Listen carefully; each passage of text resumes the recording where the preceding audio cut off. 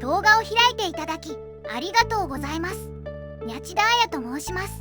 今回は私が好きなゲームのエストポリス電気2のストーリーを紹介していこうと思います。まずこの動画を作成しようと思ったきっかけを紹介します。私は10月14日にミュージックエンジンさんにより開催されたエストポリス電気2のコンサートに行ってきたのですが、その会場にはなんと羽生結弦くんから贈られたフラワースタンドが飾られていたのです。羽生くんがこのエストポリス電気2が自分の原点だと語ったのは有名な話ですが、まさかコンサート会場にフラワースタンドを送ってくれるとは思ってもいなかったので、羽生くんのエストポリス電気に対する愛情深さに驚かされたとともに、このゲームを大事にしてくれていることに大きな感謝の気持ちが湧きました。1、エストポリス電気ファンとしてとても嬉しい出来事でした。しかもそれだけではなく、11月4日に開催された羽生くんのアイスショーリプレイ埼玉公演において、なんとエンディングパートでエストポリス電気2の楽曲が使用されました。劇場のライブビューイングでリアルタイム視聴をしていた私は、その羽生くんによるまさかのサプライズに泣かされました。このリプレイツアーの大成功により、世間は羽生くんフィーバーとなり、全国の羽生くんファンの皆さんとエストシリーズファンの両方の界隈が大きく盛り上がりを見せました。Twitter の方でたくさんの羽生くんファンの方々にリアクションをいただけたのですが、特にとても嬉しかったのが、エストポリス電気2の楽曲を聴いてみたい、世界を知ってみたいと言っていただけたことです。そのコメントを見て、私の中のエストポリス電気2に対する愛情が爆発しまして、ストーリーの紹介動画を作成しようと思いました。このゲームはスーパーファミリーコンピューターがないと遊ぶことができないので、プレイすること自体のハードルが高いゲームかと思います。そのためこの動画を見て羽生くんが愛したエストポリス電気2の世界を知ってもらえたらなと思います。なお、ただあらすじを紹介するだけでは味気ないので、この動画では登場人物たちの会話も交えてじっくり紹介したいと思います。少々長い動画にはなってしまいますが、最後までお付き合いいただけると幸いです。それでは早速動画本編に参りましょう。まずはこのゲームのオープニングを見ていきましょう。神殿のような場所に光の玉が集まってくる。そこには2人の謎の人物がいて、1人はエリーヌという女性のようだ。参りました。もう1人はアレクディアスという人物で、玉座に鎮座している。エリーヌよ、お前に問いたいことがある。我々神と人間、どちらが地上の長となるべきなのだろうか。我々が地上に君臨するのが当然でございましょう。なぜそのようなことを？審判の時が来たのだ。デュアルブレードとともに。デュアルブレード、まさか共鳴を始めたのですか？言ってくれるな。わかりました。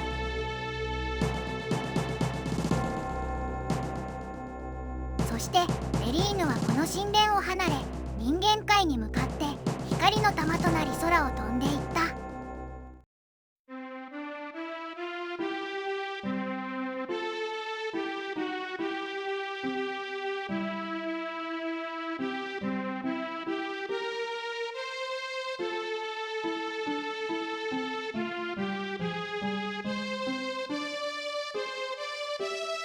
謎の神々たちの会話からスタートし、これからエストポリス電気2の世界が始まるというところでタイトルコールです。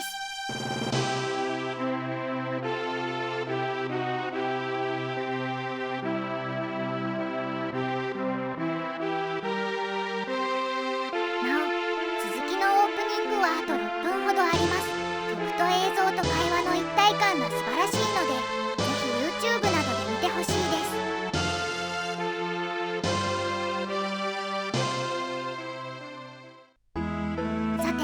この男性が主人公のマキシム。エルシドの町で育った21歳の男性。物心がついた頃から剣が扱えていて、この町でモンスターハンターをなりワイとしている。そして彼女の名前はティア。マキシムの幼なじみで、不き屋を営んでいる18歳の女性。導入からこの2人の間柄がうかがえる。マキシムがティアのお店を訪ねると、仕事の調子はどうと尋ねる。最近モンスターが増えて、今までの値段では引き取ってくれないのよ。町もお金がなくなってきているのよ。最近のモンスターの増え方は異常なんだよな。君が悪いわね。まあそのおかげで俺みたいな仕事が成り立つんだけどな。ねえマキシム、ちゃんとした仕事に就く気はないの？どんな仕事がちゃんとしてるって言うんだ。そうね、例えば店の主とか。商人は俺の柄じゃねえよ。どうして鈍いのかしらこの人は。ティアはマキシムのことが好き。でも鈍いマキシムはティアの気持ちに気づいていない。仲はいいけど普通の幼なじみとしてティアを見ているようだ。そしてある日、隣町のサンデルタンへ続く洞窟の鍵がモンスターに奪われてしまう。さらにモンスターが大量に発生してしまったため、マキシムが駆けつける。マキシムは無事にモンスターから鍵を取り戻すことに成功した。今までこんなことはなかった。モンスターが鍵を盗んで何の得になるんだ。わからない。そこに突然アイリスと名乗る女性が現れる。アイリスは唐突にマキシムに向かって言う。知りたいですか、マキシムさん。なぜ俺の名前を知っている？私には未来が見えるのです。あなたの名前も、あなたがここに来るのも分かっていました。アイリスはマキシムにこのモンスターによる一連の騒動の原因を話し始める。数日前、赤い光の玉が空に現れたのを知っていますか？すべてはあの光の玉の影響です。時は動き始めました。今はまだ小さな波ですが、やがて大きなうねりとなって全人類を襲うことになるでしょう。マキシムさん、あなたはその波に対抗する力を持っている。この邪悪な力に対抗できる人がこの世界のどこかにいます。あなたはその人たちを見つけるために、そして邪悪な敵と戦うために旅に出る運命なのです。あなたに伝えねばならないことはこれだけです。私の名前はアイリス。あなたの未来を見届けるものです。あなたが旅に出るならば、またどこかで会うことになるかもしれません。そう告げてアイリスはその場を去っていった。そしてその後マキシムはアイリスの言葉にそそのかされるかのように故郷のエルシドを離れて旅に出てしまうのだった。次の町にたどり着いたマキシムはその洞窟の中でなんとモンスターに襲われているティアの姿を見つける。なんでこんなところに来たんだ？あなたが急に遠くへ旅立ってしまいそうな気がして、それでいても立ってもいられなくなって、それででもきっと私の思い過ごしよね、マキシム。マキシムはアイリスに言われたことをティアに打ち明ける。誰に教わったわけでもなく、マキシムは物心ついた時から剣が使えた。なぜこんな力を持っているのか、その力を何に使えばいいのか、それがこの旅でわかるかもしれないとマキシムはティアにそう告げた。しかしティアはマキシムの言葉を聞いて、自分もマキシムと共に旅に出ることを決心する。そしてティアが仲間になった。そして2人はアルンゼという城下町を抜けタンベルという町へ向かっていた。タンベルへ続く通路の鍵をアベルという子供が持っていたが、またもやモンスターに鍵を奪われてしまった。大事な鍵をどうしてしまったんだ。さあ早く鍵を出すんだ。ちょっとマキシム、ダメよ、そんな言い方じゃ。ねえ、怒らないからお姉さんに本当のこと言ってくれないかな。大丈夫よ、鍵は私たちがちゃんと見つけるから。アベルを優しくなだめるティア。子供の扱いがうまいな。いつできてもいいように練習しているのよ。ふーん。これで分かってくれるなら私も苦労しないんだけどな。大胆なティアとそれに気づかない鈍すぎるマキシムだった。そして鍵を取り戻しタンベルに着いた2人。先ほど通路を通れずにいたヒルダとその兄のガイに出会う。ヒルダはお礼にうちに泊まりに来てくださいと2 2人をもてなした。しかし突如としてカミュという敵が現れ、ヒルダが誘拐されてしまった。マキシムたちはガイと協力し、カミュを倒しヒルダを助け出した。そこでカミュはマキシムたちにこう話し出した。いい気になっていられるのも今のうちだ。この地上はもうすぐ神に支配される。そしてマキシムたちはその場に閉じ込められてしまう。しかしそこでアイリスが現れる。話している時間はありません。タンベルへ移動します。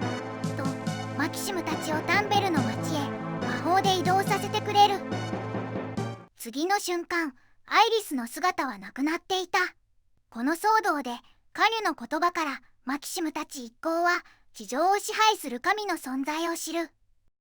その後マキシムとティアは旅を続けるためにタンベルの町を出発しようとする。なんだ、もう行っちまうのか。なんだ、俺も。いや、もうちょっとゆっくりしていてよ。行きたいんでしょ、ガイ。ガイの恋人ジェシーはマキシムたちの会話を聞いていた。あなたも旅に出たいんでしょ。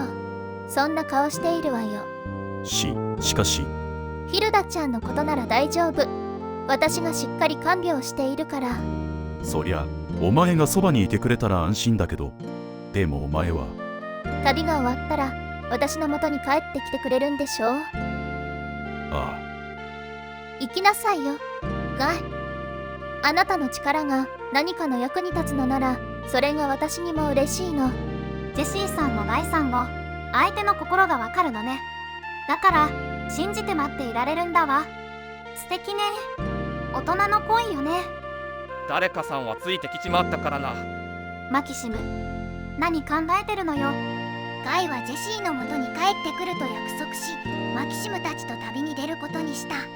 ガイが仲間になった。3人はクラメントという町へ着く。ここにあるルビーの洞窟というダンジョンで人助けをするのだが、マキシムはその時にお礼としてもらったアクセサリーをティアにあげた。ありがとうマキシム、とっても嬉しいわ。ぴょんぴょんと跳ねて喜ぶティア。あんなに喜ぶなんて、ティアも可愛いじゃねえか。ああ、でも本当に俺についてくることがティアにとって幸せなことなのか。さあな、それはティア自身が判断することじゃねえのか。そうかもしれないな。旅に出るということは当然危険な目に遭うことになる。普通の女の子のように幸せそうに笑うティアと、それを見たマキシムはティアを連れて旅に出ることに若干の劣等感を感じ始めていた。マキシムたち一行はパーセライトという王国に着く。そこでラミティという女の子が2人の男の子にいじめられていた。ほら、女の子をいじめちゃダメでしょ。セレナお姉ちゃん。いい、ラミティ。いじめた子も悪いけど、女の子は簡単に泣いちゃダメなのよ。どうして女の子が泣いてもいいってお父さんが言ってたよ。いい、女の涙はね、男の涙なんかとは比べ物にならないほど重いのよ。セレナは国のために仕えるパーセライト王立軍の魔法剣士。20歳と若いが隊長を務めている。パーセライト城ではセレナが部下に稽古をつけていた。セレナはとても強く、周りの男たちもその美貌と強さに惚れ惚れしているようだ。腕っぷしだけじゃなくてスタイルも抜群だったな。あんないい女、そうはいねえぜ。なあマキシム。もう、男って綺麗な人見るとすぐこれなんだから。ガイさん、今のことジェシーさんに言いつけますよ。ちょっと待ってくれ。ティアの方が今の人よりずっと可愛いからさ。今さらご機嫌とっても遅いですよ。あんまりいじめるなよ。何よ、マキシムだってデレーっと見てたじゃない。ま、いいわ。確かに女の私から見ても素敵な人に見えたから。セレナの強さは生まれつきのものであった。一方、マキシムたちは旅をしているうちに名が通るようになっており、このパーセライトの王様から北の神殿から宝剣を取ってきてくれと頼まれる。そしてセレナは王様からマキシムと力を合わせて宝剣を探索するよう任務を命じられる。よは命令される側の気持ちを理解するにも良い機会じゃぞ。マキシムさん、一言言っておきますが、私はまだあなたを認めていません。陛下の命令ですから、封建探索についてはあなたに従いますが、それ以外のことに関してはあなたに従う気はありません。いいですよ。あなたが面白くないのは分かります。しかしどうすればあなたに認めてもらえますか？強いだけじゃ私は認めません。これだけは言っておきます。ティアはマキシムとセレナの会話をじっと聞いていた。ティアは何を思うのだろうか。そしてマキシムたちは王権の神殿に向かう。そこに待ち受ける敵は2体いて、片方を倒してもすぐ復活してしまう。ここから立ち去れ。ここでセレナが思いつく。もしかしたら2体で1体なのかもしれない。2体同時に倒すことができれば、私が1人で戦います。あなたが強いのは認めますが、一人で戦うことは許可できません。そして二手に分かれて敵と戦うことになった。ガイがセレナにつくことになり、マキシムはティアとパーティーを組む。セレナの起点もあり、無事に2体の敵を同時に倒すことができた。セレナさん、よくわかりましたね。私は物心ついた頃から戦いの中で生きていたので、この手の話はよく知っているんですよ。さあ行きましょう。封建はこの奥です。マキシムとセレナは奥に進んでいく。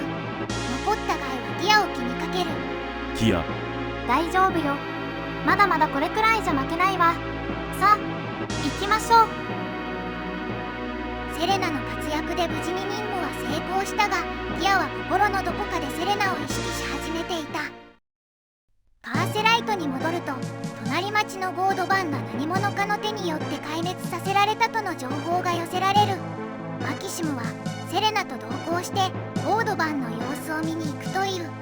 これからの行動は誰がリーダーになります？立場的にはセレナさんがなるべきかと。マキシムさん、あなたがなるべきです。もう少しあなたの下について学びたいと思います。少しずつマキシムに心を開き始めるセレナ。少しは認めてもらえたということですか？でもほんの少しですよ。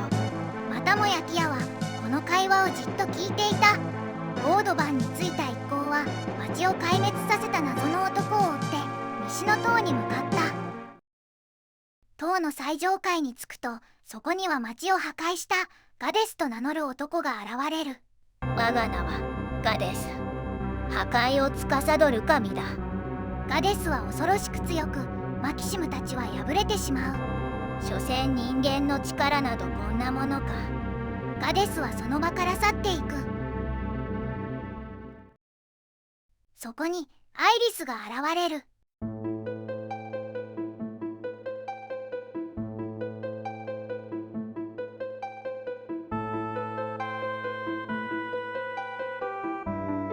マキシムさん、仲間を見つけたようですね。ガイさん、それにセレナさん、あなたたちもマキシムさんと共に旅に出て戦う運命にあるのです。アイリスさん、なぜあなたは旅をしているんですか？私は答えを探しているのです。時は動き始めました。あとはあなた方次第なのです。そう告げて、またもやアイリスは去ってしまう。私がマキシムさんと旅に。ティアがセレナの方を向く。ティアを気にかけるガイ。まあそれはそうとして、これからどうする？一度パーセライトに戻ることにしよう。ティア、どうしたんだ？ああ、ごめんなさい。ちょっと考え事をしていたから。先ほどのアイリスの言葉、ガイとセレナはマキシムと旅に出て戦う運命にあると言われた。ティアだけがアイリスに名前を呼ばれなかった。マキシムたちがパーセライトに戻ると、ガイの妹のヒルダの容体が悪化したという知らせが届いた。今ヒルダさんにとって一番の薬はガイがそばにいてやることだ。心配するな。一人新しいパーティーに心当たりがあるし。ガイはヒルダの看病のために一時的にタンベルの町に戻ることにした。セレナさん、旅に出る前にあなたの本心を聞かせてください。陛下に命令されたから私と行動を共にするのですか？それは違うと思います。私もあの女の人の言葉が気になるのです。セレナはアイリスに言わかれた言葉を気にしている様子だ。剣を交えることができればガデスを倒すことができるはずです。あなたもそう思うのでしょう。えだと思いました。ですから私はあなたと共に旅をすることにしたのです。え、また少しは認めてもらえたようですね。またもやティアはこの会話をじっと聞いている。ガデスの行方を追って旅を続けるマキシムたち。途中村人を助けるために洞窟へ入っていったが、そこでティアが落とし穴に落ちてしまった。くそ、下に下る階段がない。ここから行けばいいのよ。時間がないわ。先に行くわ。なんて無茶するんだ。大丈夫だったか。ありがとうセレナさん。あなたがすぐに穴に飛び込んでくれたから。いいえ、安全も確かめず穴に飛び込むのは軽率な行動でした。気をつけてくださいね。しかし今度はセレナが落とし穴に落ちてしまう。セレナさん、待って、マキシム。どうしたんだよティア。急がないとセレナさんが。そうね、ごめんなさい。急ぎましょう。セレナを追って穴に飛び込む2人。大丈夫ですかセレナさん。減点です。あさっき言ったじゃないですか。こんな危険な真似はしないでくれって。なのにあなたは飛び込んできた。それは言いましたけど、でも今は。嘘ですよ。本当はすぐに来てくれて嬉しかった。とにかく無事でよかった。先に進みましょう。さあティア、行くよ。優しいのね、マキシム。あなたがもっと冷たい人なら私ももっと楽だったのに。パーティーのリーダーという立場からみんなを引っ張っていこうとするマキシム。マキシムに心を開き始めるセレナ。マキシムとセレナの距離感に嫉妬心を抱くティア。ガイがいなくなったことでちょっとだけハラハラするような関係になっていく。そしてマキシムたちはバウンドキングダムという王国に着く。すると突然モンスターを引き連れたイドゥラという男が現れる。その騒ぎを聞きつけてハイデッカという男が駆けつけた。私の名前はイドゥラ。猿を方の命を受けここに来た。猿を方、お前は猿の命令で動いているのか？猿ではない。わざと名前を隠したい時には猿を方という言い方をするのだ。お前は言葉を知らんのか？イドゥラはバウンドキングダムを滅ぼしに来たという。ハイデッカはモンスターに囲まれるが瞬時にそれを蹴散らした。それを見てイドゥラは去ろうとする。覚えていろ、この礼はさせてもらうぞ。待て。なんだ。礼というのは感謝の気持ちを相手に伝えるものだ。よってお前から礼を受ける言われはない。貴様どこまで私を侮辱するつもりだ。プライドを傷つけられ去っていくイドゥラ。何怒っているんだ。まあ何にせよ、この俺を超えるやつなどいない。自分で言うのもなんだが、さすがだぜ俺は。ポカーンとしているマキシムたち。しかしハイデッカもガデスの噂を知っていた。あんたがセレナさんか。男勝りの剣士だと聞いていたが、まさかこんなに可愛いとはな。まあお世辞が上手ですね。自慢じゃないが、俺は剣の次に得意なのがお世辞なんだ。そしてイドゥラが北の迷宮に向かったとの情報が入る。しかしこの国の王子が暴走して勝手に迷宮に向かっていってしまう。ハイデッカは面倒見がいいので後を追って本人にバレないようにサポートしに行こうとする。ハイデッカはちょっと抜けているがしっかりとした実力者であり、国に仕える忠誠心が強く頼りになる男だ。マキシムたちもそれを追って北の迷宮に向かうことにした。迷宮の奥まで進むとマキシムたちはイドゥラの罠にはまってしまう。しかしそこに頼りになる男ハイデッカが現れみんなを救出する。すまんハイデッカ、迷惑をかけた。何を言いますか王子。国と民のために危険を冒してまで来たのではありませんか。誰にでもできることではありません。民のために自らが行動した。その気持ちを忘れないでください。強いだけでなく熱いハートも持ち合わせているハイデッカであった。バウンドキングダムに戻るとマキシムたちが出ている間にガデスが来ていたことを知らされる。パーセライトがあるセイム島を沈めてやると方的に勧告をしてきたとのこと。これから恐怖の時代が始まるぞと言い残し、ガデスは去っていったという。マキシムはハイデッカと手を組みガデスに挑もうとするが、ティアとセレナは連れていけないという。今回は今までとは違い、彼女たちを本当に危険にさらしてしまうかもしれない。セレナにはパーセライトの住人を避難させるように頼んだ。そしてティアにも分かってほしいというが、わからないわよ。私だって危険でも一緒に行きたいわよ。ティア、ごめん、嘘よ。ちょっとあなたを困らせたかっただけ。きっと無事に帰ってきてね。私待ってるから。なんだ、えらく暗いじゃねえか。妹のヒルダの容体が良くなったのでタンベルから戻ってきたガイ。ガデスにはこの男たち3人で挑むことになった。よし、行きましょう。マキシム、その前にその敬語はやめてくれ。これからガデスのやつをぶっ飛ばしに行くんだろ。上品に喋ってる暇なんかねえぜ。わかった。それじゃガデスをぶっ飛ばしに行くか。そうこなくちゃ面白くねえぜ。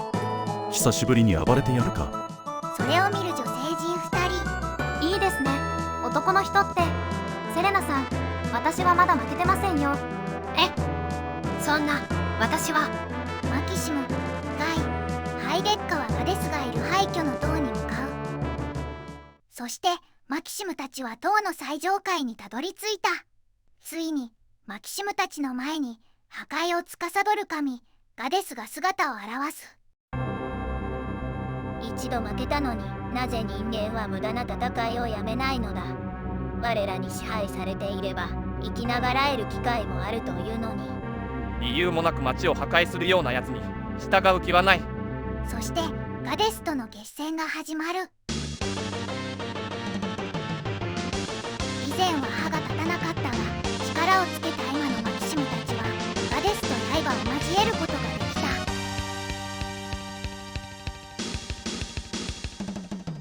さらに今は強力な仲間もいる。そしてついにガデスを圧倒することができた。ガデスに深手を負わせると、ガデスはそのまま塔の奥に逃げていく。マキシムはガデスを追って奥に進むが、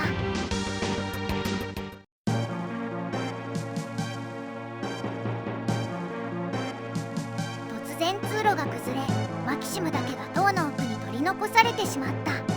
さらにガデスは死に際に島を沈める装置を起動させてしまった。ついにはこの塔も崩れ始める。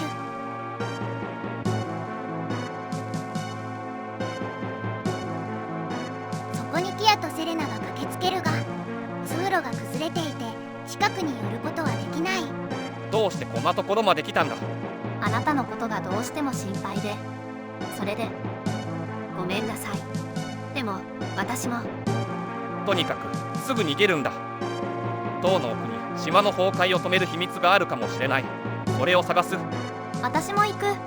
こっちには来れない。それより早く逃げてくれ。この塔も長くは持たない。いやよ。あなたを残して逃げるなんてできない。行きましょう。ティアさん、あなたよくそんなこと言えるわね。パーセライトが無事ならマキシムが死んでもいいっていうの？そんなわけないわ。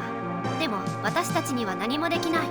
マキシムさんの足手まといになっているのがわからないの。でももしマキシムに何かあったら。マキシムさんはこれくらいのことじゃ死なない。あなたはそう信じているのでしょう。私も信じているわ。だからパーセライトで待つわ。マキシムさんが必ず止めてくれるわ。マキシム、必ず帰ってきて。私待ってるから。マキシムは単独で塔の奥に進み、崩壊を止める装置を見つけた。ギリギリのところでなんとかセイム島が沈むのを阻止することができた。しかしそこには罠が仕掛けてあり、マキシムは瀕死となってしまう。マキシムが動けなくなってしまったその時、なんと突如としてアイリスが現れる。アイリスは深手を負ったマキシムを見つめ、何も言わずマキシムをパーセライトにワープさせた。そしてアイリスはまたどこかへ消えてしまった。アイリスは一体何者なのだろうか。マキシムが気を取り戻すと、パーセライトにたどり着いていたことに気づく。そして帰ってきたマキシムのもとにセレナが駆け寄ってくる。マキシムさん。みんなは無事ですか？ええ、みんな無事です。すべてあなたのおかげです。やっぱりあなたはすごい人です。やっと認めてもらえたようですね。いいえ、あなたのことはもうずっと前から認めています。マキシムさん、本当に無事でよかった。必ず帰ってくると信じていたのに。だからマキシムさんがここに立っているのは当たり前なのに。あなたはここにいるんですよね。もうどこにも行かないんですよね。私は。涙を流しながら寄り添い合うマキシムとセレナ。そこに女の子のラミティが来る。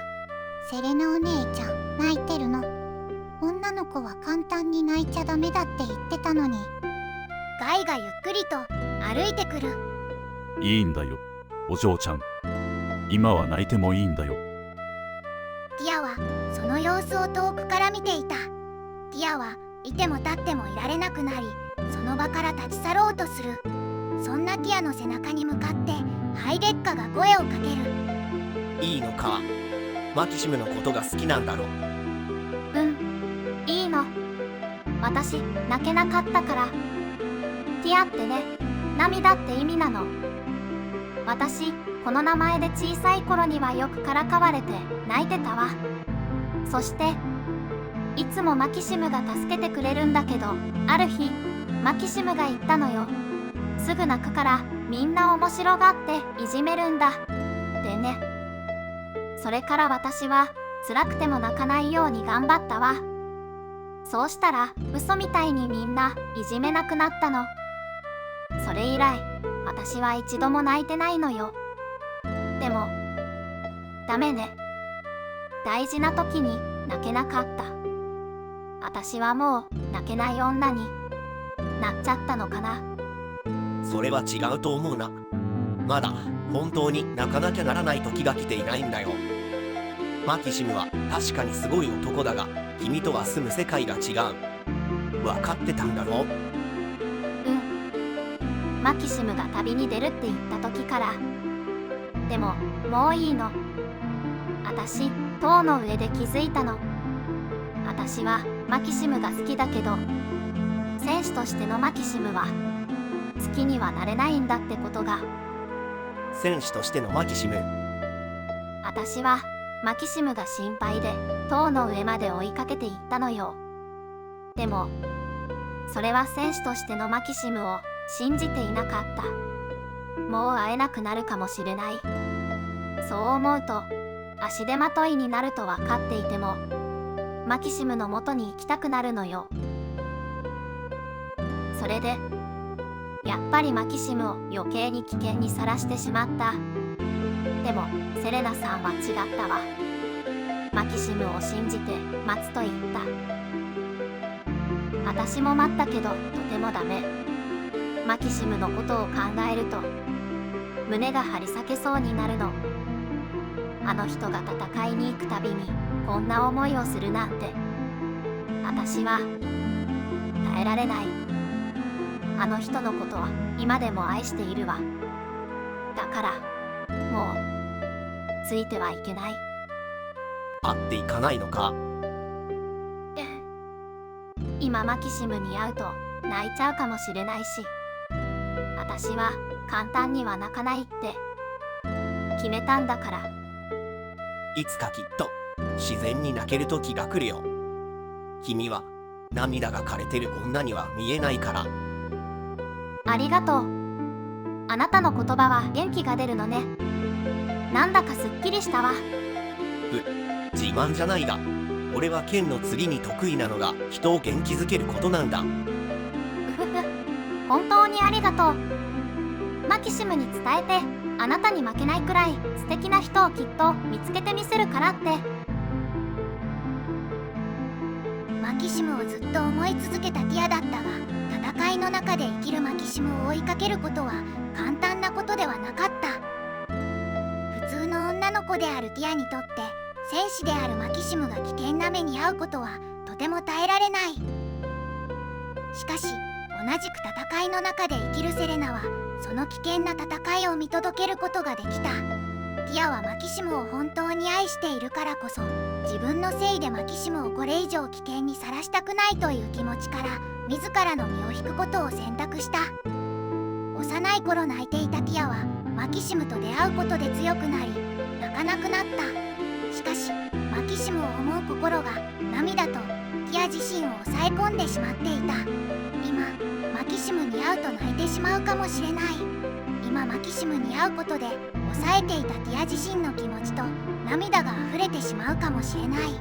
それは今まで自分の涙を抑えてくれていたマキシムが自分から離れていってしまうことを意味する。だからティアはマキシムには顔を見せず、マキシムの元を去っていくことにした。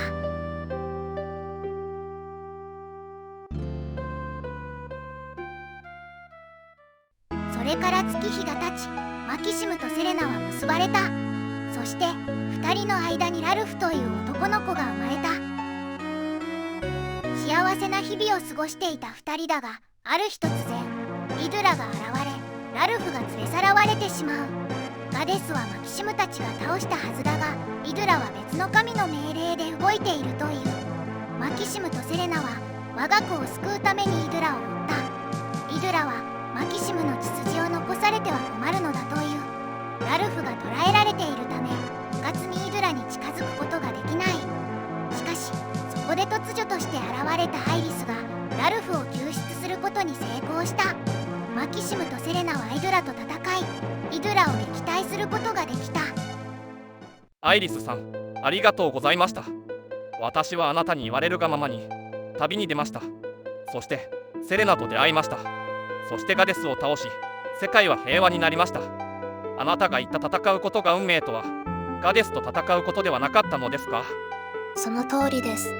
ですが、運命は狂い始めているのです。ガデスを倒し、あなたもそこで息絶えていれば、世界は何事もなく平和になるはずでした。しかし、あなたはセレナさんと結婚し、さらにあなたの血を引くものを残してしまった。あなたはあの塔で死ぬべきだったのです。しかし、私が。マキシムはあの時、塔の上で気を失っていたため、アイリスに助けられたことは分かっていない。時の流れが変わり始めています。もう、私にも先は見えません。ただ、一つ言えることは、あなたは、また旅立つ時が来たということです。愛する者を守るために、あなたは戦わなくてはならないのです。セレナも戦う力を持つ者としてマキシムとまた旅に出ることを決意する。私は絶対にラルフの元に帰るわ。そして平和な世界であなたとラルフと3人で静かに暮らすのよ。マキシムとセレナはこの世界の果てに待ち受ける脅威に立ち向かい、我が子の元に帰ってくることを決意した。そして再度旅に出た2人はその道中でガイとハイデッカと再会し、4人で次の町に向かう。イドゥラを追うためには東の海を越えなければならない。マキシムたちはアレインという港町に来たが、イドゥラらしき人物が港の船を全て沈めてしまったという。船作りの職人チャットが船を作るために幻の木を探しに山に入っていった。彼を追って無事に幻の木を見つけることができ、チャットの手によって港に船が戻った。そしてチャットの協力でナーシサスという港に着いたマキシムたち。イドゥラが待ち受ける神殿にたどり着いたマキシムたちはイドゥラとの死闘を繰り広げる。イドゥラを撃破すると神殿の奥にはなぜかアイリスが囚われていた。アイリスの救出に成功したが、マキシムたちはそのまま神殿に閉じ込められてしまう。神殿に隠された装置をハイデッカとアイリスによって破壊することで脱出できるようになったのだが、イドゥラが最後のあがきを見せ、ハイデッカを道連れにして神殿が崩れてしまう。ハイデッカの安否がわからないまま彼は離脱してしまう。仲仲間を失ったマキシムたちはこれから待ち受ける神々との戦いに闘志を燃やすのであった。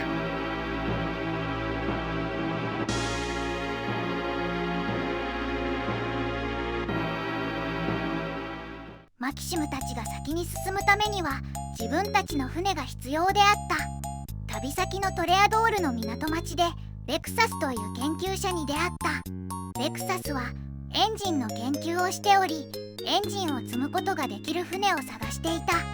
船作り職人のジャットが幻の木を使って船を作っていることを知ると、その船を買い取りに行こうという。この時レクサスは他に様々なことを聞かせてくれる。それはこの世には波動というものが存在すること。人は常に波動を放出しており、泣いたり怒ったり感情が変化することで波動も変化する。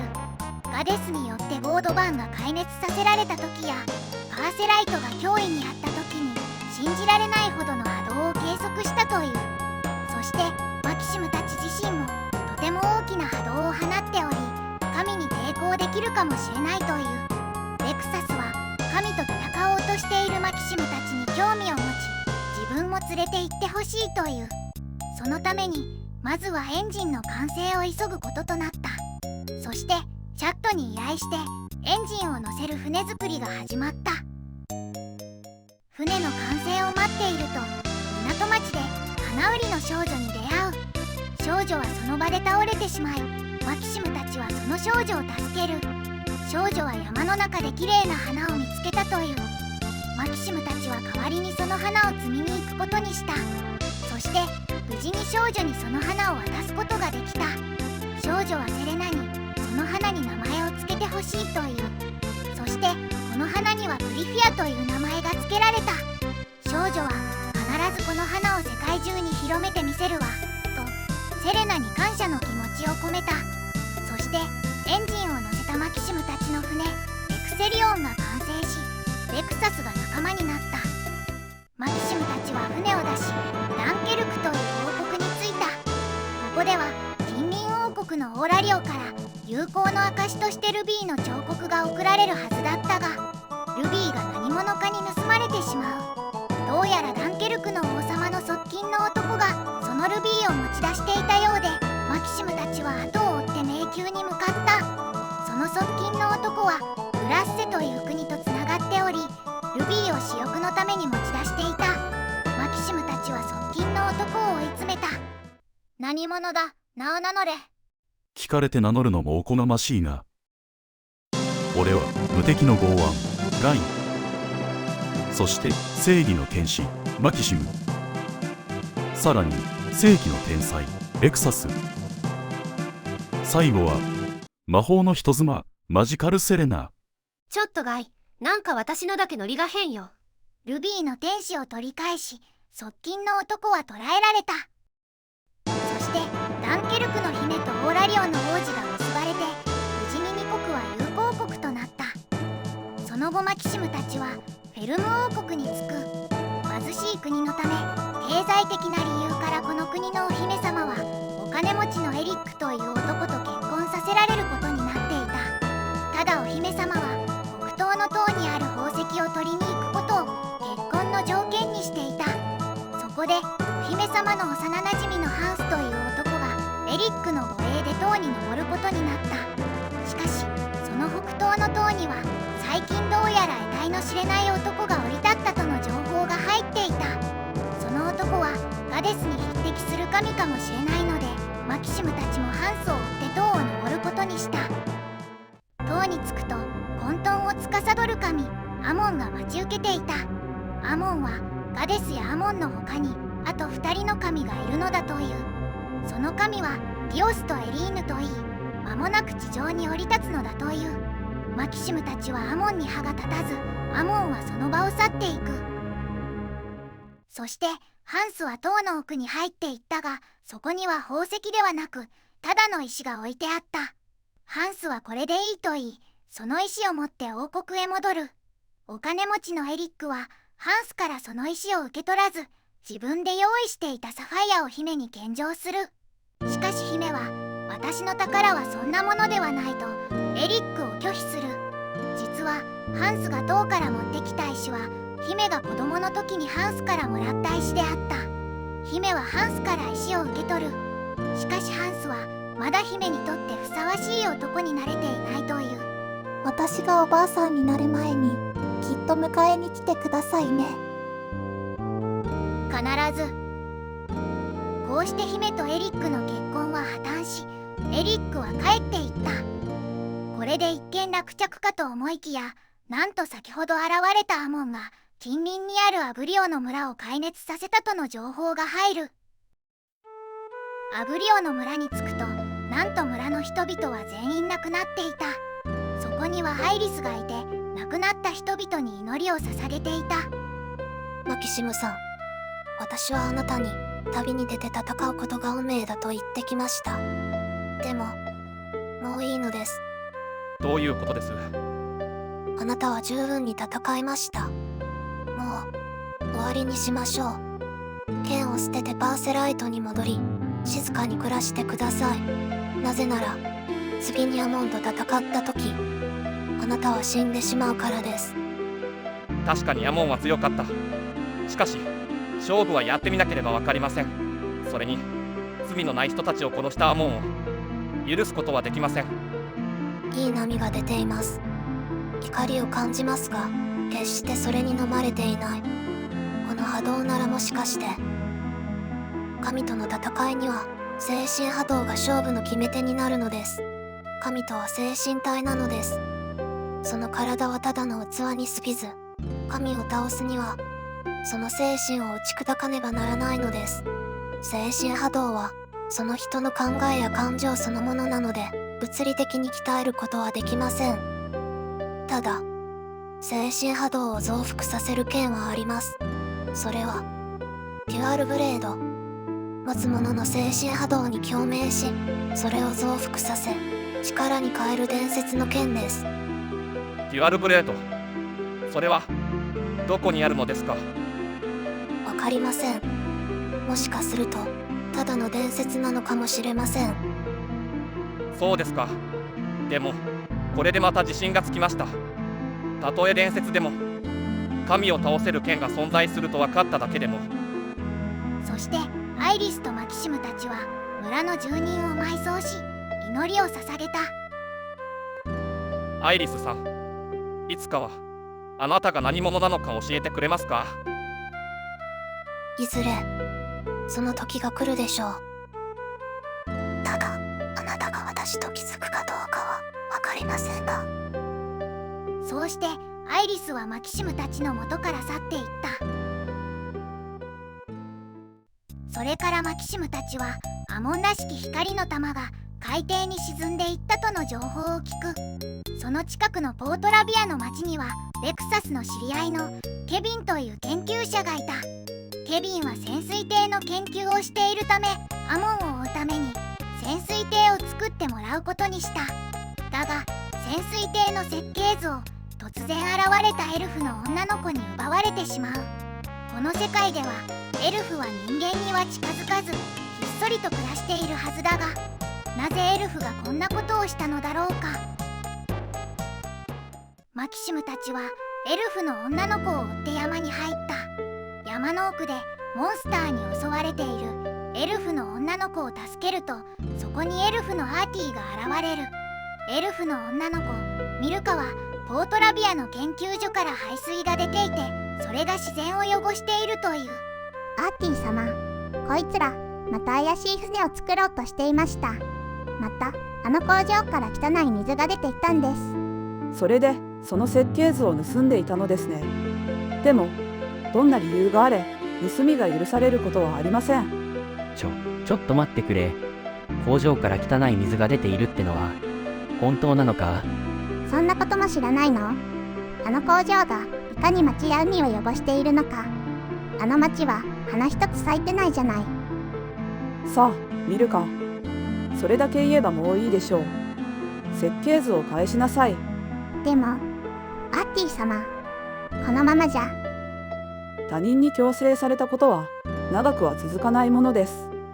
当事者が問題の本質に気づき自ら解決しなければ何も変わりません。これは返します。待ってくれ、お嬢ちゃん。すぐには無理だが、近いうちにポートラビアを必ず花いっぱいの街にしてみせる。本当？本当だとも。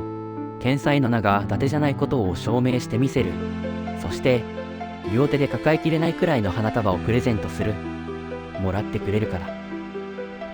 本当に花がいっぱい咲いていれば、もらってあげてもいいよ。ありがとう。よし、早速町に戻って工場の機械とエクセリオンの改良に取り掛かる。するとエルフの仲間からエルフたちが住むエスエリクトの村に光の玉が現れたと連絡が入る。さらにアモンがミルカの母のカレンを精神の神殿に連れ去っていったという。精神の神殿は精神力を高める秘跡がある場所で、カレンにしかその扉は開けられない。アモンはその秘跡を利用しようとしている。マキシムたちはアーティと力を合わせてアモンの元に向かうことにした。今、人間とエルフ、種族の壁を越えて共に力を合わせる時が来た。精神の神殿に向かうと、そこにはアモンとカレンがいた。なぜ黙って村から連れ去られてきたのだ。私が抵抗していれば、あなたは村の人たちを殺したでしょう。それに、ここならば私の力が最大限に発揮できるからです。やはりそういうことか。しかしその程度の力で私を倒すことができると思っているのか。手負いくらいにはできるはずです。いけない、カレン。ここで力を解放しては、あなたは。邪悪なるものよ。この聖地から立ち去るがよい。まさかこれほどの力が。クソ。カレンは力を解放し、アモンを追い払うことはできたが、倒すことはできなかった。そしてカレンアーティ。カレン、なんてことを。ここで力を解放するなんて。そう。それでもアモンは倒せなかった。あとはあなたしかいない。ええ、わかっています。アーティ、ミルカのこと頼みます。あいつがアモンなのですね。私も戦わせてください。あいつだけは私が倒す。アーティさん、命を懸けた戦いになりますよ。今、戦わずに逃げるという考えを私は持つことができません。カレンやミルカのためにも。わかりました。一緒に行きましょう。カレンの仇を討つために、神と戦うために、アーティは仲間になる。そして潜水艇が完成し、アモンを追って海底に潜る。海底ではアモンが死者の怨霊を呼び戻してしまっていた。マキシムたちは怨霊を鎮め、アーティによって安らぎを与えることができた。その後、バーナンという村に着くと、そこではアイリスが待っていた。アイリスはマキシムに聞きたいことがあるといい、マキシムと二人きりになりたいという。できればあなたと二人きりになりたいのですが。ダメです。あなたには聞いていません。私はマキシムさんに聞いているのです。ダメと言ったらダメです。あなたはマキシムさんを信用していないのですか？あなたたちの絆はその程度のものなのですか？そんなことはないです。では証明してみませんか？この先の塔には本当の真実の姿を見ることができる鏡があります。私はその塔にいます。勇気があるのなら来てください。アイリスはそう告げると足早に去っていった。何よ、あの人。アイリスさん、いつもと雰囲気が違っていたな。気になるのか、マキシム、この浮気者。そんなんじゃないよ。マキシム、あなたまさか。おいセレナ、君まで何を言い出すんだよ。そんなことあるわけないだろう。いいえ、マキシム、人の心は移ろいやすいものです。アーティ。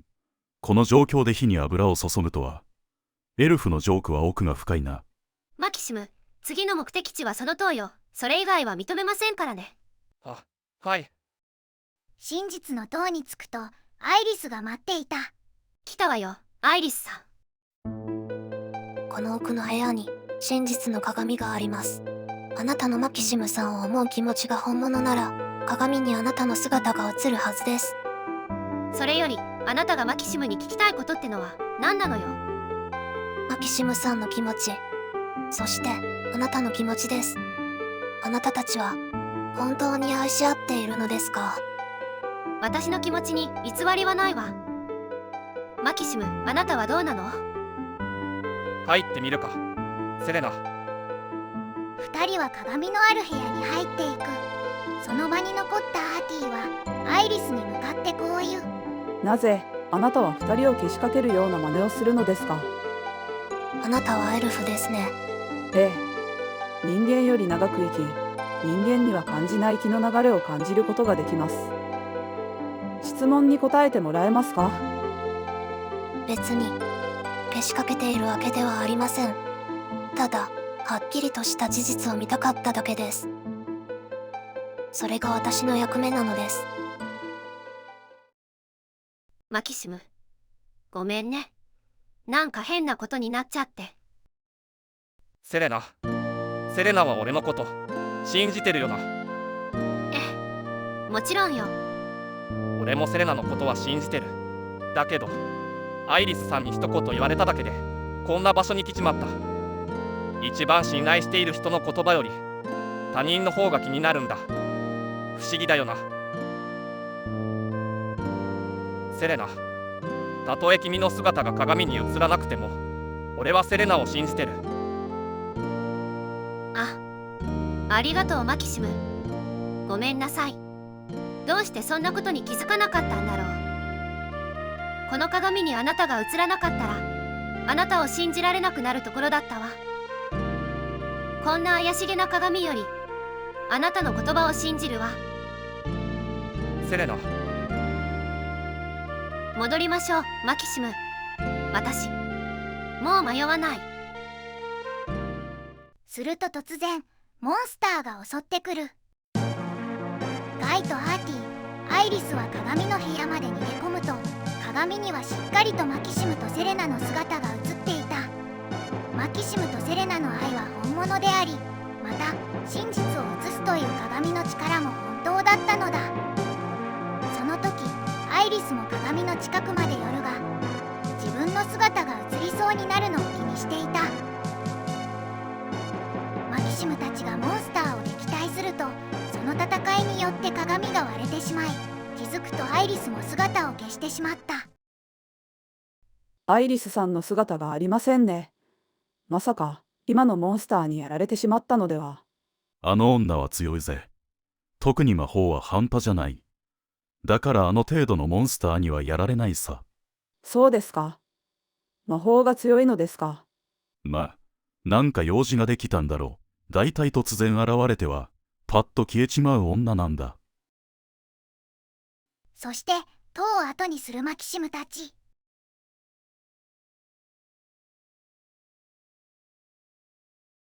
バラバラに砕け散った鏡の前に再度アイリスが現れる。私の役目はこれで終わった。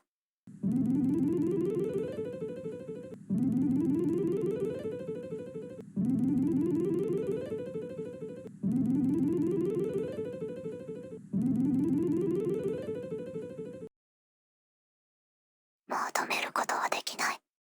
どちらかが死ぬまで決着はつかない。これが答えなのですね、アレクティアス様。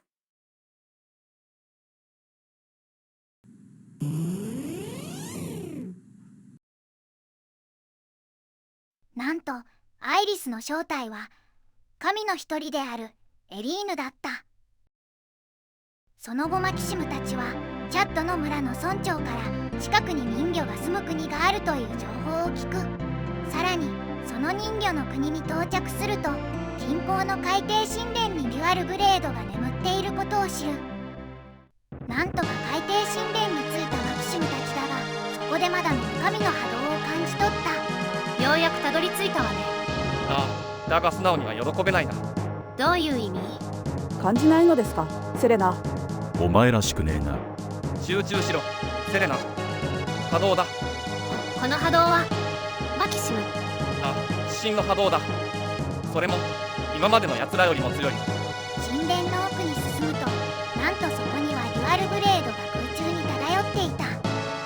この音は？デュアルブレードから出ています。デュアルブレードはマキシムだけに共鳴をしていた。人間でデュアルブレードを共鳴させられるやつがいるとはな。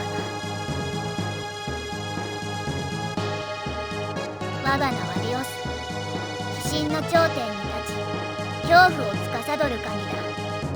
真の頂点に立つ神だと。なぜ貴様たちは地上を滅ぼそうとするんだ。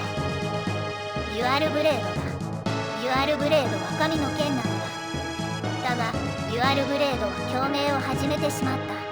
この世は強者が支配するものだ。この地上は我が支配して当然なのだ。ふざけるな。このデュアルブレードで貴様を倒してやる。マキシムがデュアルブレードを手に取ろうとすると、デュアルブレードが意志を持っているかのようにその姿を消してしまった。デュアルブレードが消えた。なぜだ。そうか。どうやら貴様にはデュアルブレードを持つ資格はないようだな。そんな。デュアルブレードを持たぬ者など我の敵にはならぬわ。そしてマキシムたちはディオスによってチャットの村にワープさせられてしまう。ここはチャットなの？ディオスが私たちをここに移動させたようですね。すると辺りが急に暗くなり、空を見上げると大きな島が浮かんでいた。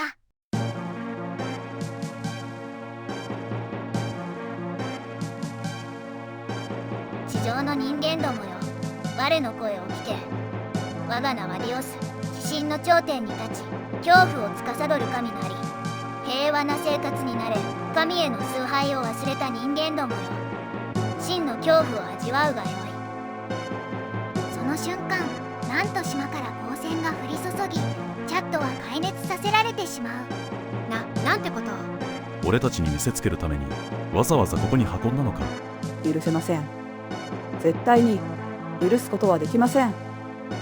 自分たちの無力を思い知ったか。ディオス、やるなら直接俺たちをやれ。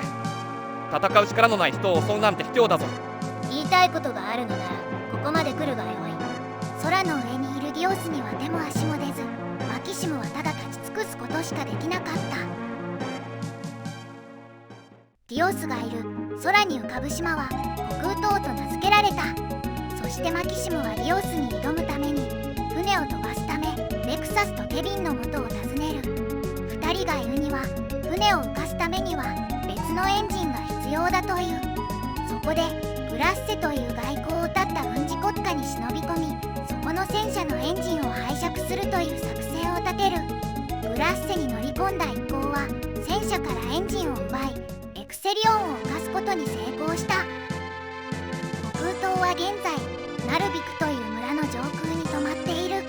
しかし虚空島はディオスの仕業により乱気流が発生しており、エクセリオンでは直接近づくことはできない。そこでマキシムたちはナルビクを目指し旅を進めた。ナルビクの住人は代々神に仕える者として生活をしていた。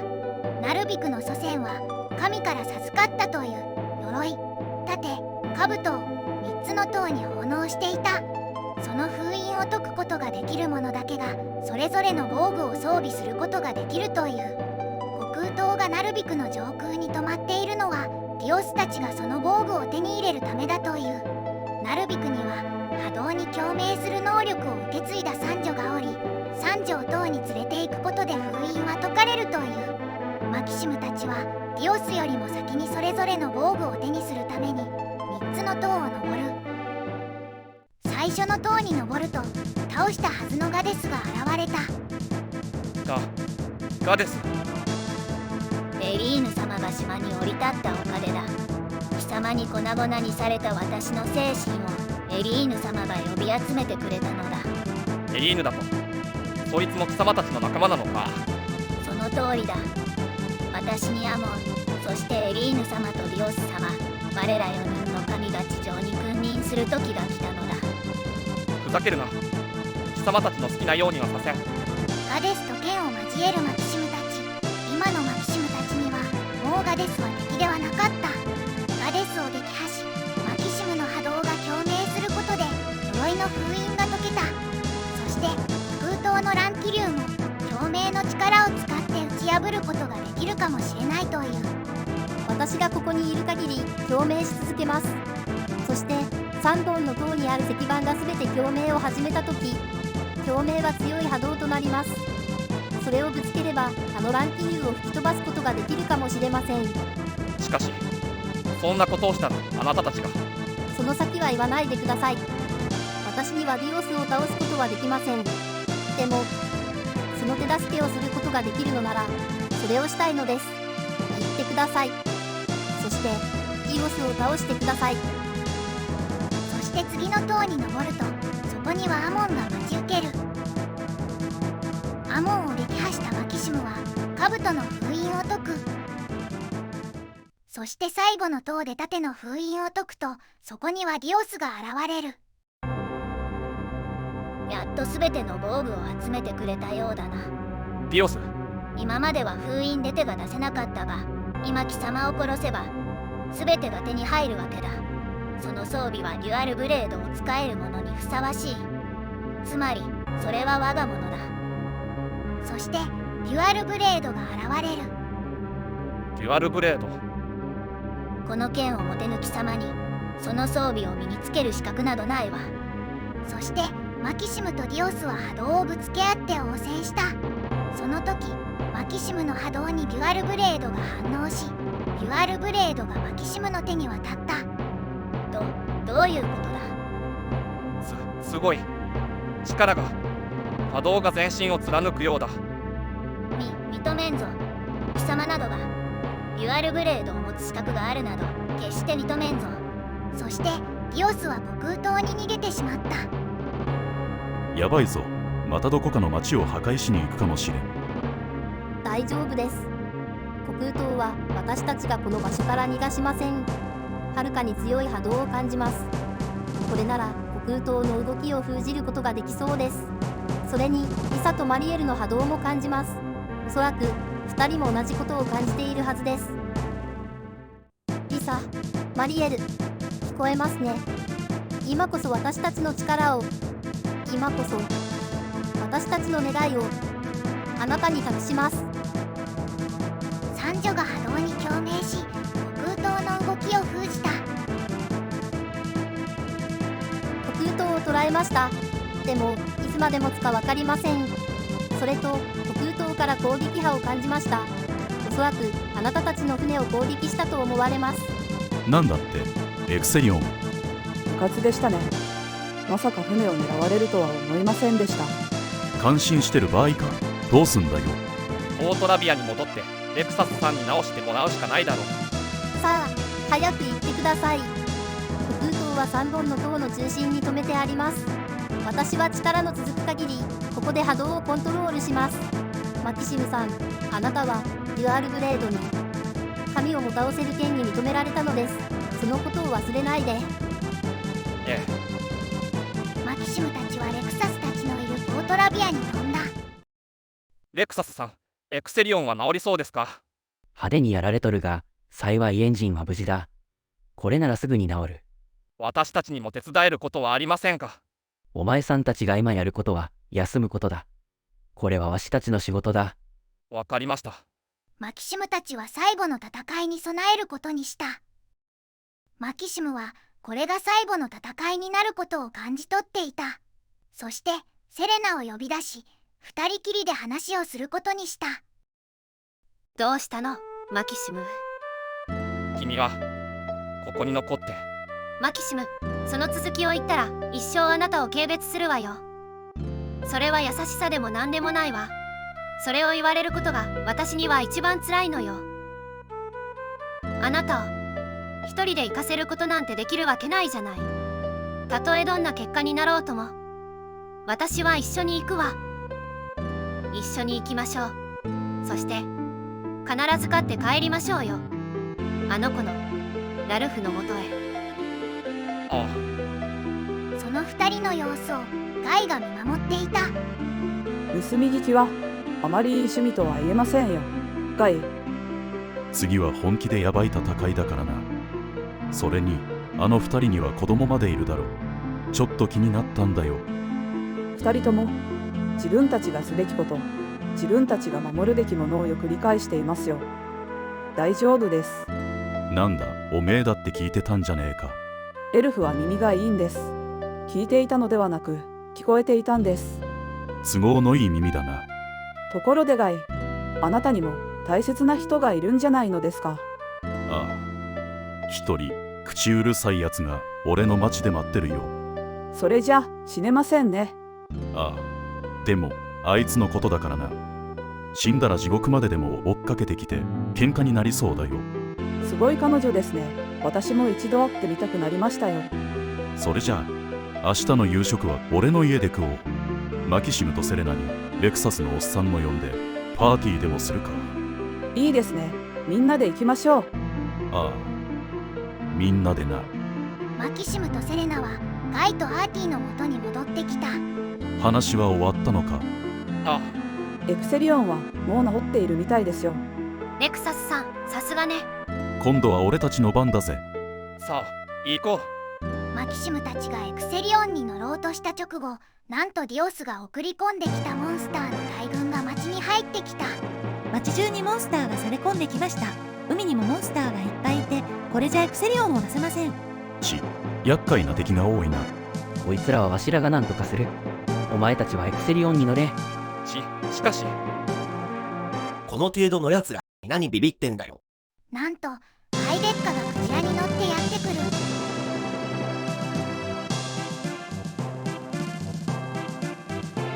お前は。嘘、本当なの？よう久しぶりだな。ハイデッカ生きていたのか。当たり前よ。自慢じゃないが俺は剣の釣りに得意なのは知らないことなんだ。ハイデッカだ、間違いない。確かにハイデッカよ。だからそう言ってるだろ。それより空に物騒な島が浮かんでるじゃねえか。もしかして奴らの城か。あ、だったらお前たちがこんな場所でもたもたしてる暇はねえだろ。さっさと行け。地上のモンスターは全部俺一人で相手をしてやる。マキシム、早くあいつらをぶっ倒してこい。わかった。生きてやがったのか。俺があの程度のことで死ぬとでも思ったのか。それもそうだが、お前にとどめをさせるのは俺くらいなもんだろう。お、言ってくれるじゃねえか。ならさっさとその島にいる神様とやらをぶっ飛ばしてこい。その後で俺と勝負だ。受けて立つぜ。さてと久しぶりだからな。急所を外すなんて器用な真似はできないぜ。死にたいやつからかかってきな。よし行くぞ。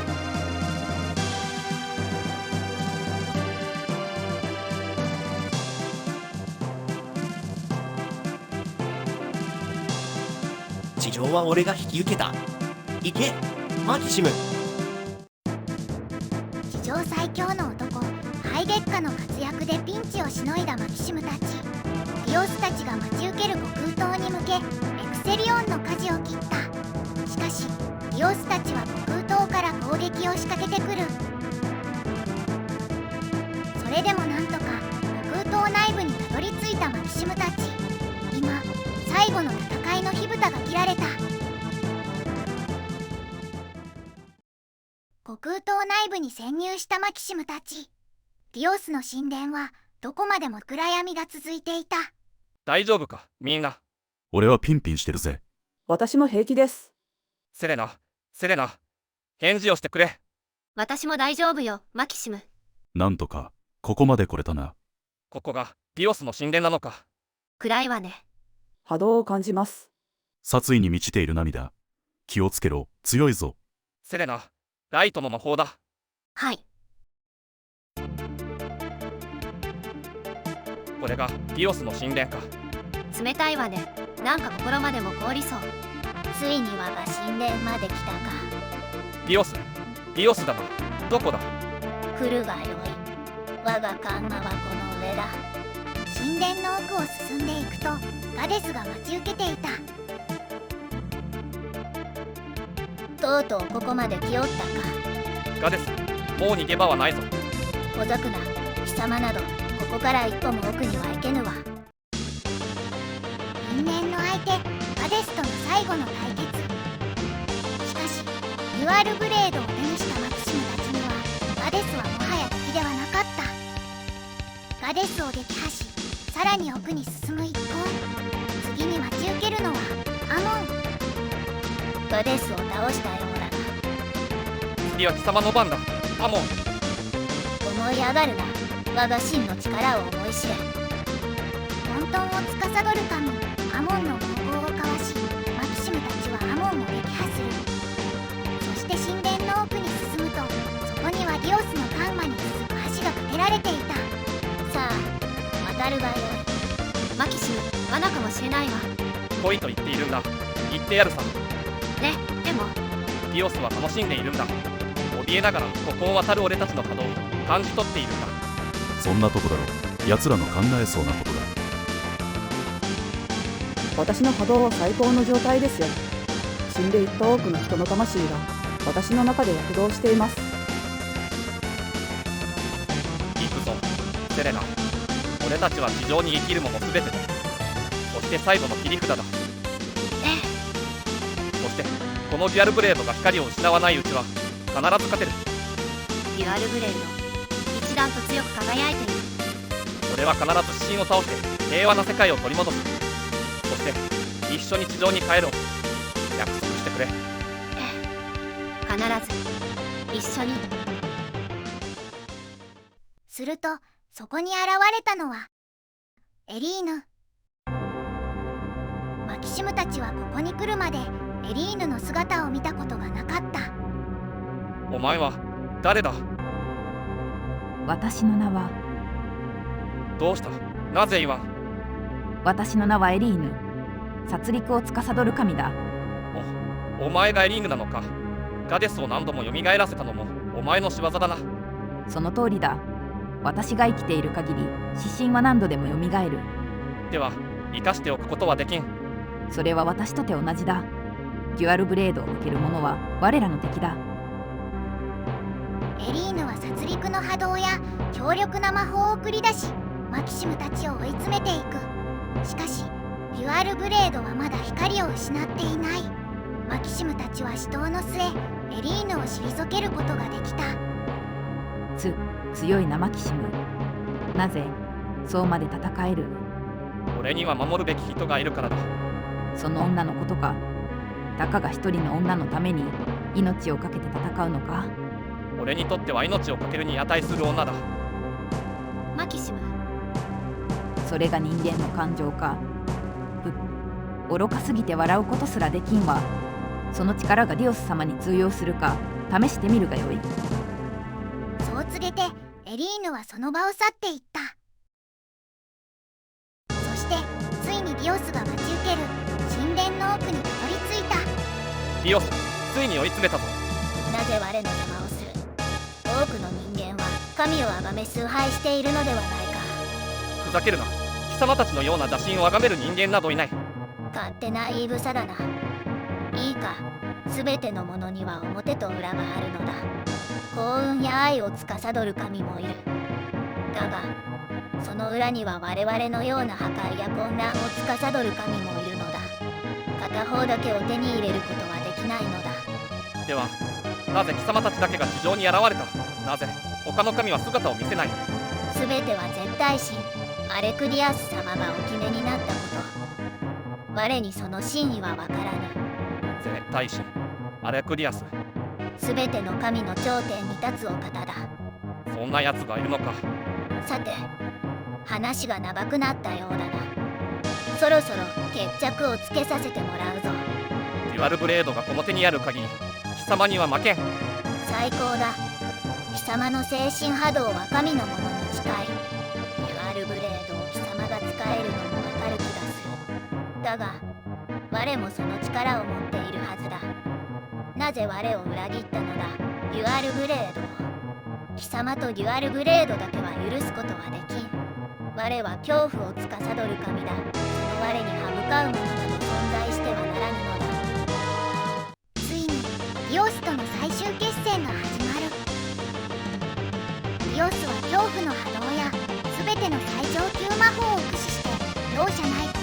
送り出してくる。この恐怖に打ち勝つためにはマキシムたちの波動とデュアルブレードの力を合わせるしかない。デュアルブレードはマキシムに応えるかのように、その刀身からウェーブモーションを放ち、マキシムたちの波動を増幅させた。ガイによる剛腕の一振り、アーティに渾身の一死、セレナの魔力を込めた剣撃、そしてマキシムとデュアルブレードの共鳴の一戦がついにディオスのその身を打ち砕いた。ディオス、これまでだな。ただでは死な。指針は絶対の破壊神なのだ。ガデス、アモン、エリーヌよ、我が元に集え、我が波動に共鳴せよ。指針の残留波動がディオスの元に集まってくる。あいつらまだ生きてやがったのか。いいえ、違います。あれは奴らの残留波動です。地上に残った奴らの最後の波動がディオスの波動と共鳴しているのです。最後の悪あがきか。そんな生優しいものではありません。あの波動が破裂したら地上まで吹き飛びます。なんだと、俺たちを道連れに地上まで吹っ飛ばそうってのか。そんな真似はさせん。しかしマキシムの力では指針の波動は打ち破れない。あの波動は普通の方法じゃ破れない。セレナ、ガイ、アーティ、俺の波動に同調してくれ。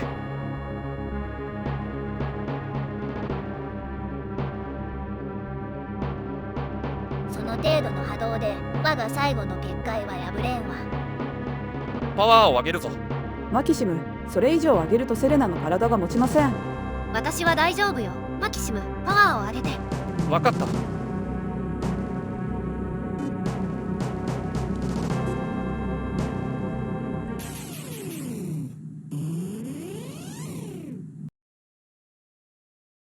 終わった。大丈夫か、ガイ。俺がこれくらいでくたばるかよ。アーティ。私は大丈夫です。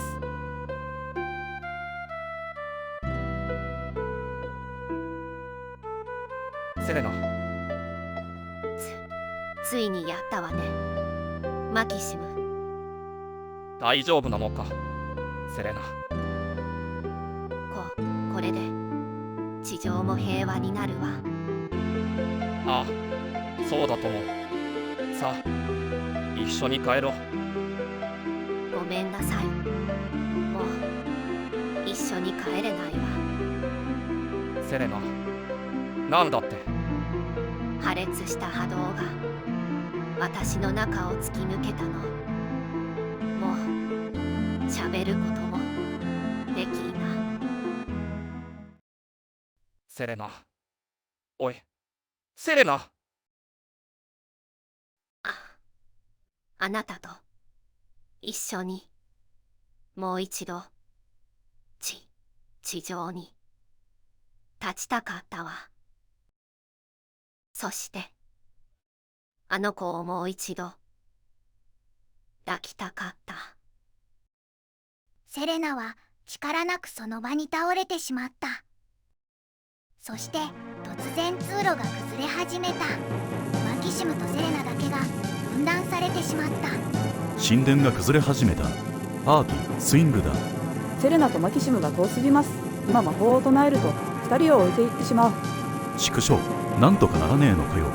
ガイ、アーティ、俺に構わず2人で行け。マキシム、神は倒した。この勝利を地上の人々に伝えなくてはならない。それができるのはお前たちだけだ。しかし俺はセレナを置いてはいけない。分かってくれ。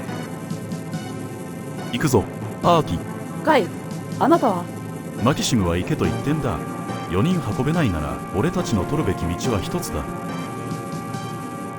アーティ。マキシム、この勝利は必ず地上の人々に伝えます。だからどうかスイング。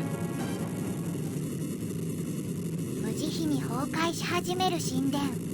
マキシムはそっとセレナの亡骸に寄り添った。セレナ、これからは平和な時代が来る。できるならそんな頃に生まれたかったよな。セレナ、愛してる。今までもこれからも。突然神殿の崩壊が収まった。なんだ、揺れが止まったぞ。なんとそこに倒したはずのディオスの残留波動が現れる。ディオス、貴様だけは絶対に許せん。もはや地上を破壊することはできぬが、まだこの島がある。なんだと。この島をパーセライトに落としてくれるわ。我の最後の恐怖を味わうがよい。そう言い残してディオスの最後の残留波動は消えていった。しかし虚空島はパーセライトに向かって落ち始めている。虚空島をパーセライトに落とすだと。どうすればいいんだ。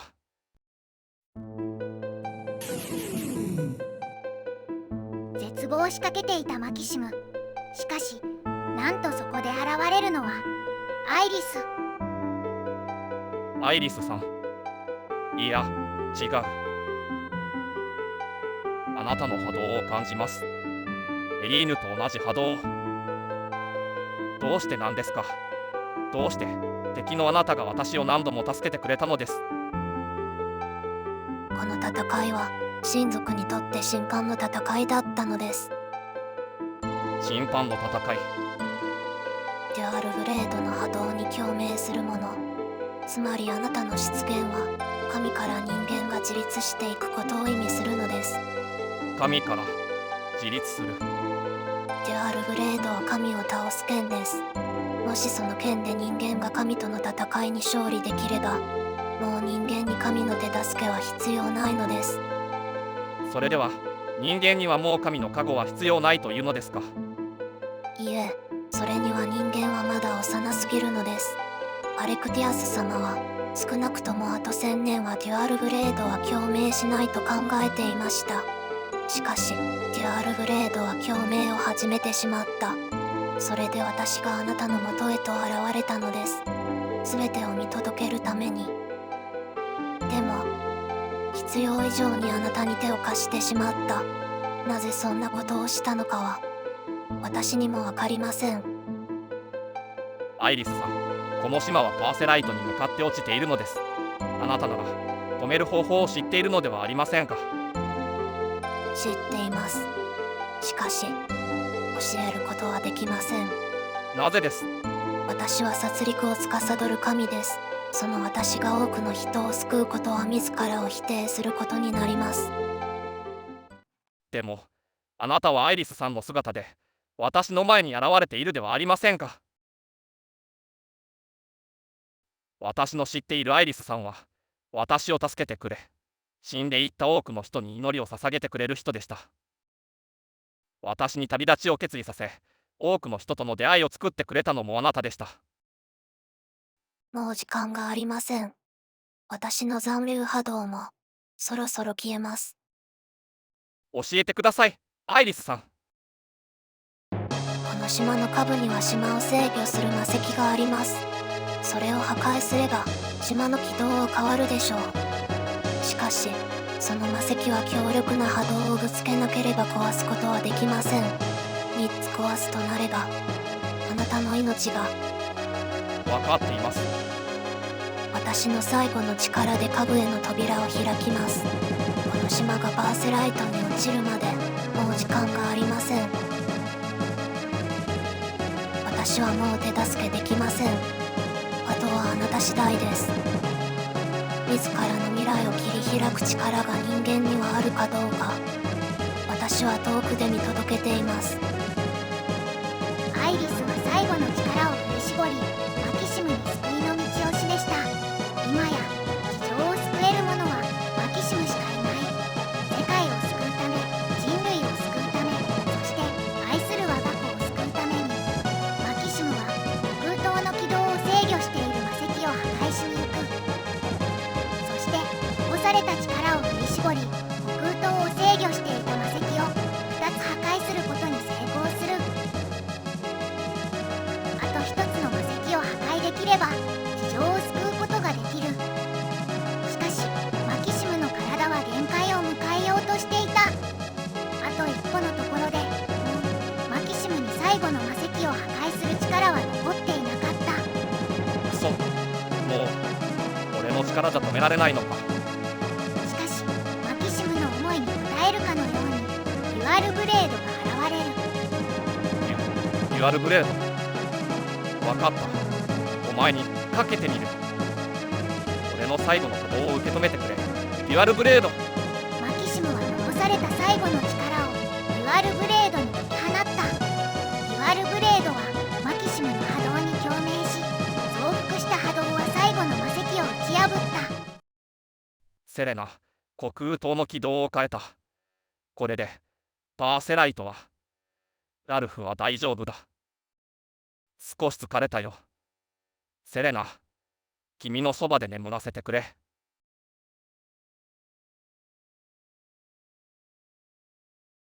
マキシム。セレナ、君なのか。やったわね、マキシム。ありがとう、セレナ。さあ、行きましょう、マキシム。あの子のもとへ。そして。ああ。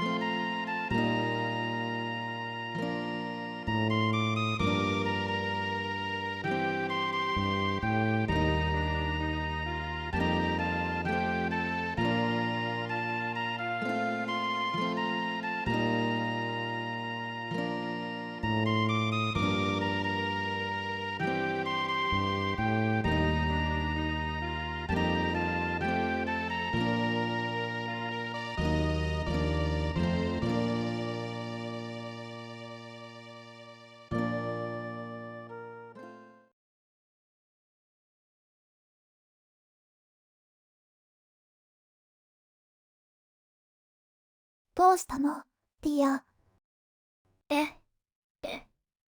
いえ、なんでもない。なんでもないわ。泣いているの、リオ。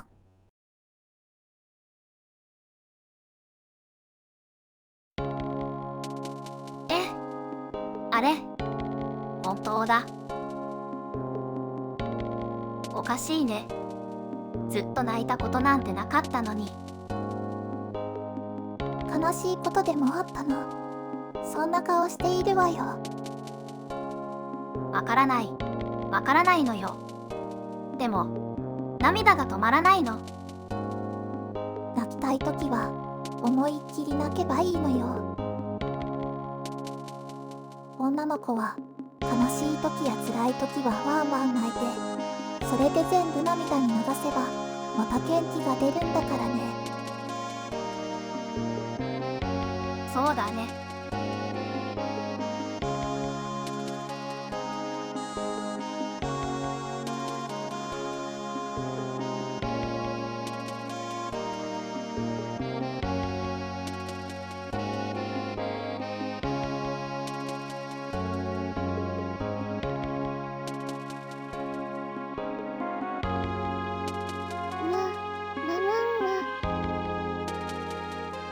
あらあら、ラルフちゃん、どうしたの？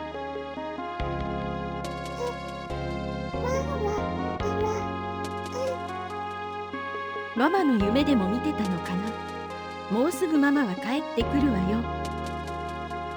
あなたのパパとママはね、この世界を救ったのよ。